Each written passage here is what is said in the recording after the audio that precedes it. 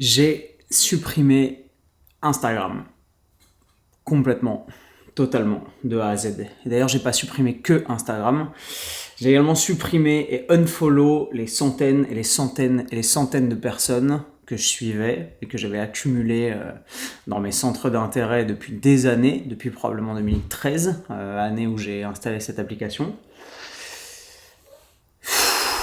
Et putain, ça fait un bien fou. Aujourd'hui, je vais vous expliquer pourquoi j'ai fait ça. Je vais vous expliquer ce que ça a engendré comme phénomène, ce que ça a créé comme réaction en chaîne. Et je vais vous expliquer ce que ça annonce pour les semaines et les mois à venir. Pourquoi j'ai fait ça? Pour la bonne et simple raison que quand on travaille avec les réseaux sociaux, quand on travaille sur les réseaux sociaux, quand on sert des réseaux sociaux pour développer une image de marque, une entreprise, un business, une relation avec une audience, on a tendance, et c'est humain et c'est normal et c'est facile, par se laisser happer par l'outil. L'outil est designé par définition de sorte à capter entièrement, intégralement et sans compromis votre attention. L'outil est fait pour vous tenir en alerte, pour vous inquiéter si vous n'êtes pas connecté, pour vous rendre anxieux, angoissé ou stressé si vous n'êtes pas au courant de ce qui se passe dans le monde, dans votre petit groupe d'amis, dans votre petite communauté, mais aussi plus largement dans la vie de personnes que vous ne connaissez pas, que vous ne croiserez jamais, qui ne vous intéressent probablement pas au sens réel du terme, mais que vous avez envie de suivre pour une raison ou pour une autre, parce qu'ils sont connus, parce qu'ils sont en vue, parce qu'ils sont peut-être riches, parce qu'ils sont célèbres, parce qu'ils font telle ou telle activité que vous ne faites pas. Tout ça est malsain. Tout ça est probablement une cause de stress et d'anxiété absolument pas nécessaire et qui vient gréver la qualité de vie des gens et qui, je pense, venait gréver la mienne, même si j'avais du mal à l'admettre.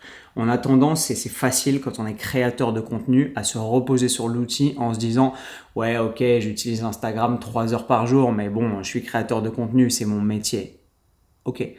Mais honnêtement, en toute franchise, quelle est la part de la création de contenu qui est nécessaire à l'avancée de la démarche, de la construction de l'image de marque, et quelle est la part chronophage, quasiment cannibale, de ce temps qui est dédié à l'utilisation de cette application et qui nous bouffe notre temps personnel, notre temps de cerveau disponible, notre temps de loisir éventuellement, notre temps qui pourrait être utilisé et mis à profit pour faire autre chose de plus constructif, autre chose de plus probablement enrichissant, autre chose de plus agréable.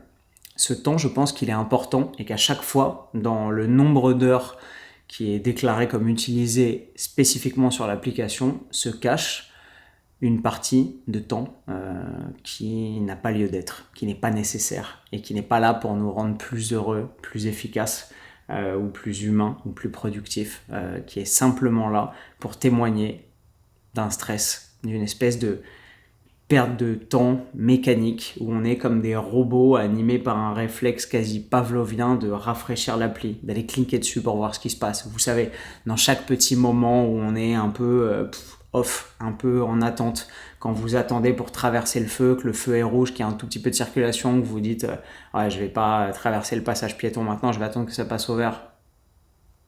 Qu'est-ce que je fais?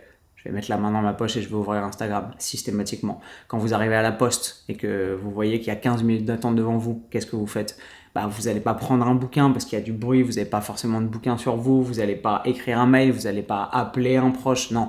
Vous allez faire quoi? Vous allez sortir Instagram. Dans tous ces micro-moments où la vie est un peu, mais où elle n'est pas excitante, où elle ne requiert pas une attention pleine et entière au moment exact où vous êtes en train de faire l'action, là vous allez dire ok, il faut que je comble ce moment qui est un peu down, qui est un peu sous-stimulant par un petit rush de dopamine, une petite notification, une petite pastille rouge, parce qu'on a forcément des petites pastilles rouges quelque part, et il faut que j'arrive à me prendre mon petit shoot comme ça de dopamine et donc ouvrir une application de réseau social et pouvoir voir ce qui se passe et satisfaire ma curiosité humaine. Et ça, c'est extrêmement malsain. Raison pour laquelle j'ai complètement supprimé ce réseau social depuis 2 semaines.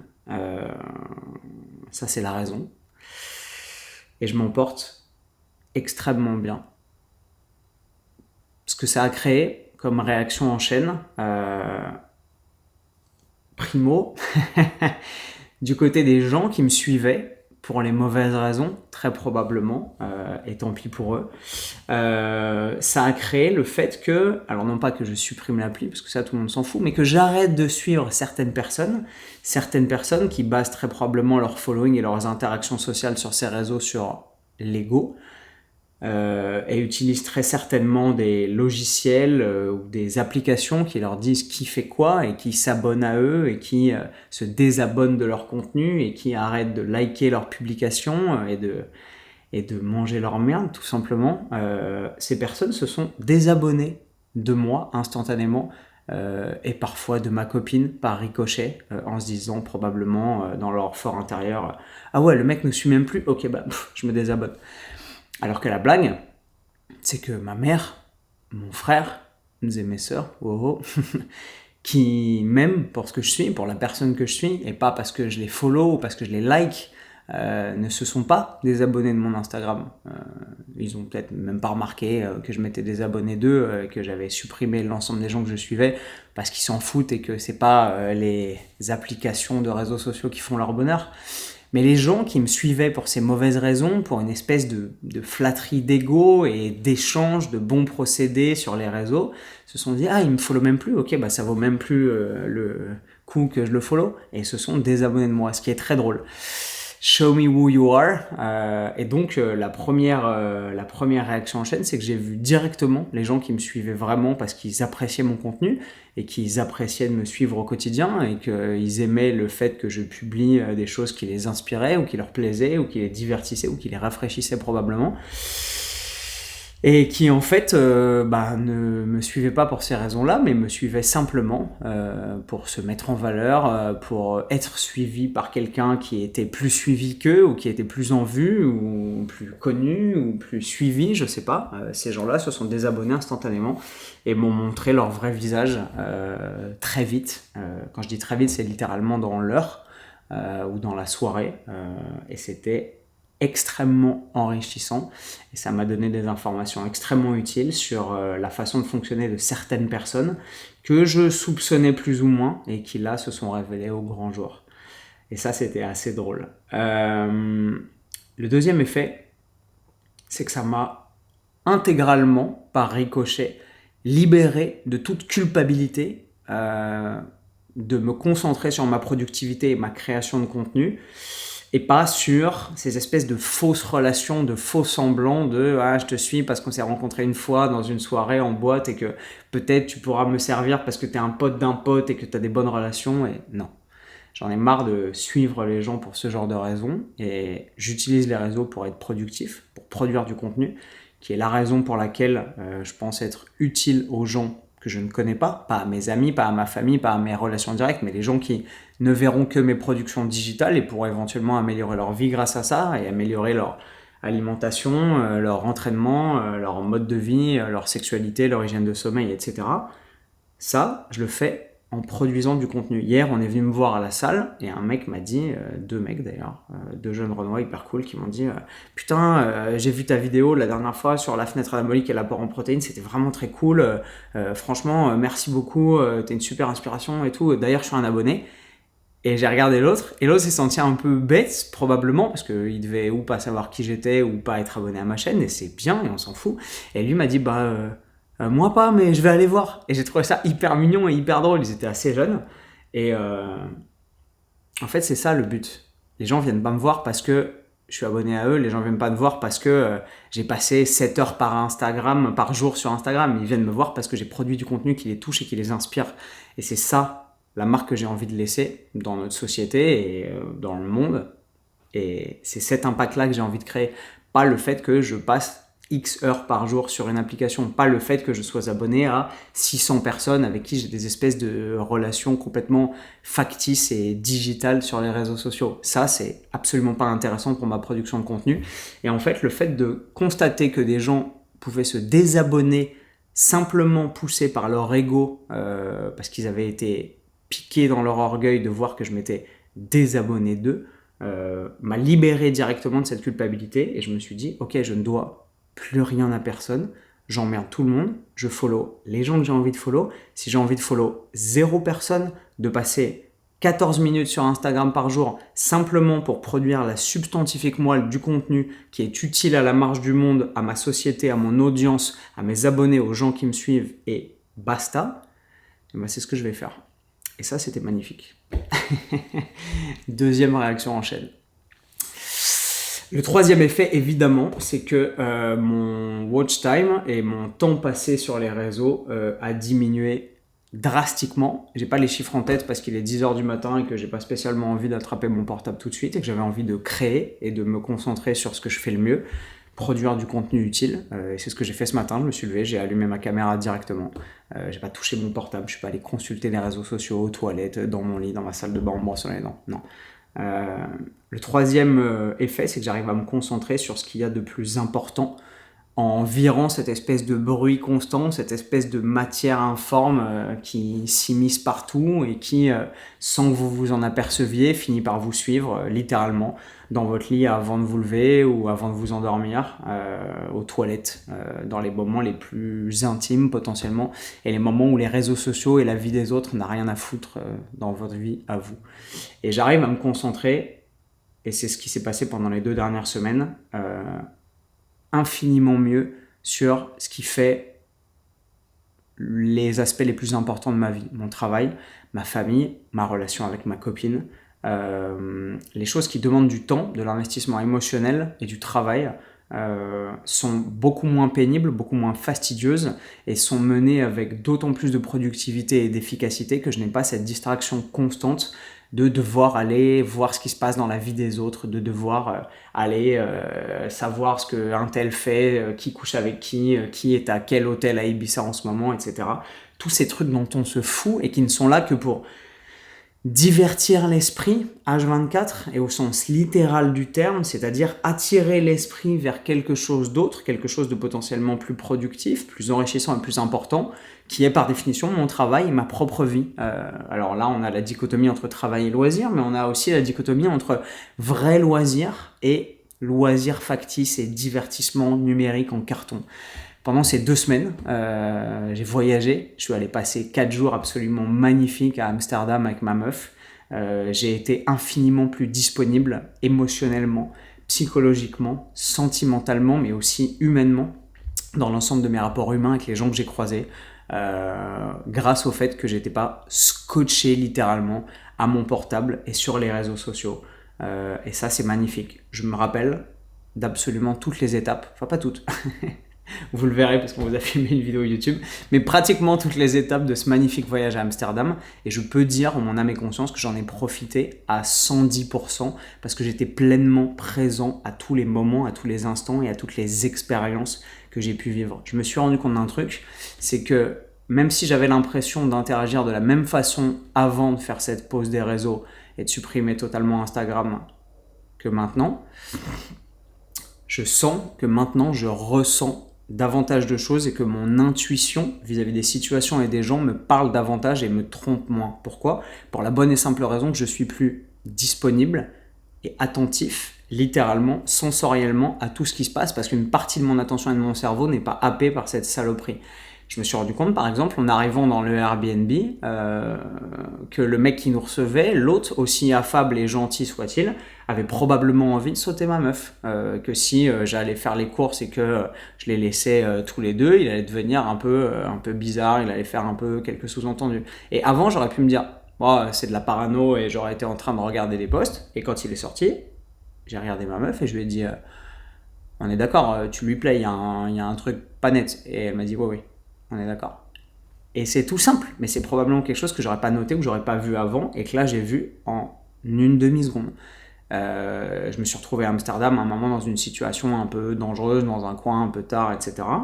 Et je m'en suis rendu compte instantanément, avant de mettre le pied dans la rue, avant de voir la sale gueule des mecs que j'étais en train de croiser. Bref, vous êtes plus attentif, alerte et vous êtes un vrai être humain et je retrouve mes réflexes de fonctionnement que j'avais quand j'avais 20 ans et que j'étais inspiré par les films de James Bond, Jason Bourne et où j'étais un mec qui était capable de retenir le nom de 5 personnes si je parler avec 5 personnes différentes au cours d'une même conversation et de retenir la plaque d'immatriculation de la voiture qui s'était arrêtée devant le bar dans lequel j'étais en train de prendre un verre, et des détails qui paraissaient insignifiants et qui pour moi faisaient toute la richesse de l'expérience de vie que j'étais en train de vivre au quotidien.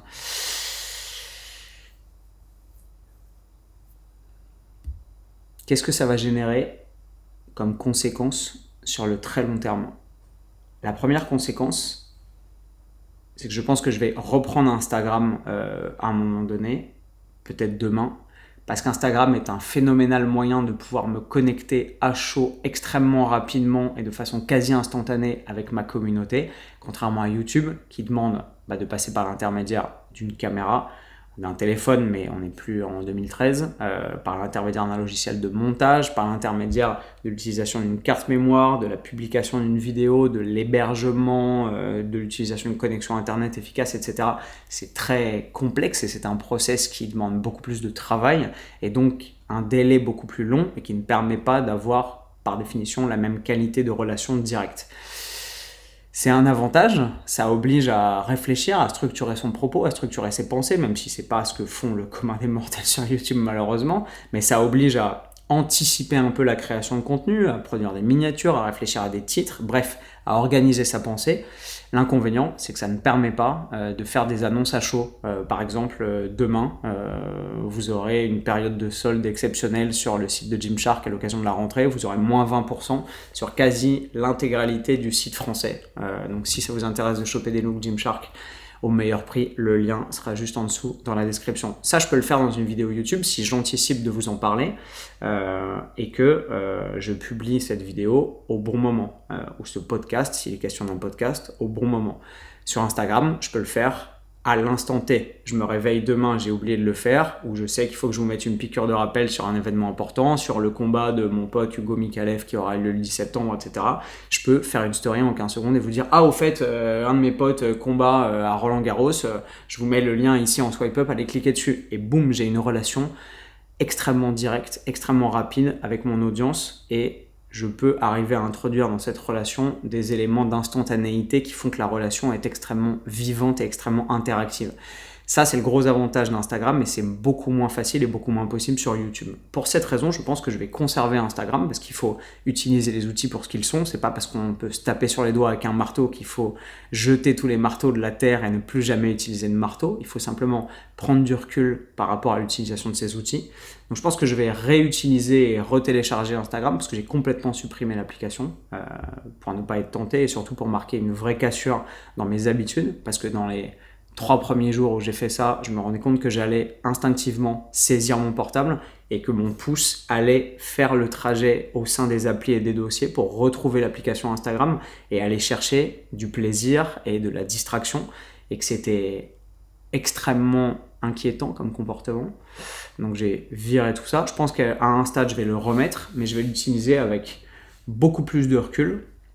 Et pour ça, ça demande une stratégie. Je ne peux pas me réabonner à tous les comptes débiles que je suivais avant et me dire « Allez, hop là, je ne contrôle plus mon watch time et je fais exactement comme ce que je faisais avant, mais en mieux. » Non, parce qu'on est forcément attiré par ces plus vils penchants et que tout simplement, la mécanique va reprendre le dessus et je vais me remettre à fonctionner exactement comme avant. Je pense que je vais rester abonné à absolument 0 personne pendant un long moment, le temps de comprendre que je peux utiliser cet outil différemment pour construire des maisons et planter des clous et pas pour me taper sur le front et sur les doigts moi-même et qu'ensuite éventuellement si j'en ai envie, si j'en ressens le besoin, je me réabonnerai aux gens qui me distrayaient vraiment, dont j'aimais le contenu, que j'aimais suivre et que j'aimais regarder au quotidien parce que j'aimais me féliciter de leur réussite et de leur bonheur et de leur bien-être et pas me réabonner aux gens que je suivais en me disant « Oh putain, le fils de pute, il est encore dans tel hôtel à Ibiza » ou « Oh putain, le fils de pute, comment est-ce qu'il fait pour rouler en Porsche ?» et qui générait en moi de l'insécurité, de la jalousie, de la comparaison. Ça, c'est une autre conséquence. Depuis 2 semaines, je me suis pas comparé une seule fois à personne, ni physiquement, ni esthétiquement, ni financièrement, ni psychologiquement. Je me suis concentré sur moi, sur l'amélioration de moi-même. Bizarrement, j'ai eu le temps d'appeler mes proches. Bizarrement, j'ai eu le temps de reprendre la lecture et quasiment de terminer le bouquin de Méno. Bizarrement, j'ai eu le temps de tourner des vidéos. Bizarrement, j'ai eu le temps de faire avancer le lancement de la 7e promotion de notre formation Baizen qui sort mi-septembre de façon beaucoup plus efficace que ce que j'aurais pensé possible parce que j'ai eu le temps de m'investir vraiment dans les choses qui comptent. Et ça, c'est essentiel et ça, je vais le maintenir parce que c'est précieux. La deuxième conséquence, c'est que je vais aussi continuer à ne plus utiliser, parce que je l'ai supprimé aussi, l'application YouTube sur mon téléphone. Pas parce que j'aime pas regarder des vidéos YouTube, ça je le conserve, mais je vais virer l'application YouTube Studio, qui est l'application des créateurs de contenu, et que j'utilisais pour voir la progression de ma chaîne YouTube, voir combien de personnes s'abonnaient par jour, et surtout répondre aux commentaires. Le problème de répondre aux commentaires, et c'est un problème sur lequel Nevin avait attiré mon attention il y a déjà 2 ans, et il m'avait plutôt convaincu, avant que je retombe dans mon travers, c'est que la réponse aux commentaires YouTube n'est pas une vraie valeur ajoutée. Encore une fois, on vient pas me voir à la salle pour me dire « Oh Antoine, putain, quand tu as répondu à mon commentaire, là, tu m'as vraiment trop fait marrer » ou « Ça m'a vraiment aidé à comprendre le propos de ta vidéo » ou « C'était vraiment génial ». En 5-6 ans bientôt de YouTube, ça n'est jamais arrivé, pas une seule fois.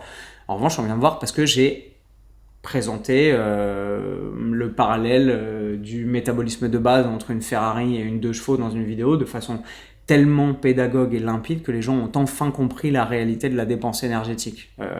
Ça, c'est un truc que je fais, expliquer des concepts dans des vidéos et permettre aux gens d'améliorer leur savoir-faire et leurs connaissances en s'appropriant de nouvelles connaissances. C'est un truc que j'aime faire et c'est un truc sur lequel je suis plutôt pas mauvais. Mais la valeur ajoutée de répondre aux commentaires est absolument nulle. Et le problème pour un créateur de contenu, c'est que répondre aux commentaires, ça prend énormément de temps et que si on le fait soi-même, on ne peut pas s'empêcher, parce qu'on est humain, d'être perméable à la dynamique de la réception de ces contenus et au jugement.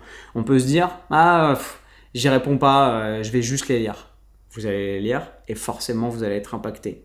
Vous n'allez pas répondre. Et puis il y a un commentaire qui va vous faire chier, il y a un mec qui va être un petit peu plus perspicace, un petit peu plus critique, un petit peu plus agressif que d'habitude et vous allez vous dire ah, « Allez, je réponds juste à celui-là, je lui fais fermer sa gueule et après je continue avec le reste de ma journée ». Mais vous avez laissé s'introduire dans votre psychisme pendant l'espace de 2, 5, 12 minutes un peu de négativité, un peu d'agressivité, souvent passive, un peu de cette espèce de mauvaise vibe qui vient vous ronger le cerveau et diminuer mine de rien votre qualité de vie.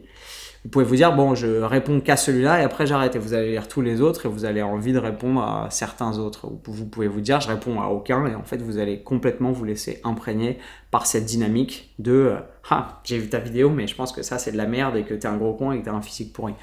C'est inutile, ça ne sert à personne et ça n'a strictement aucune valeur ajoutée à part faire sentir aux gens que on répond à leurs commentaires ou on like leurs commentaires et que ça fait de l'interactivité, etc.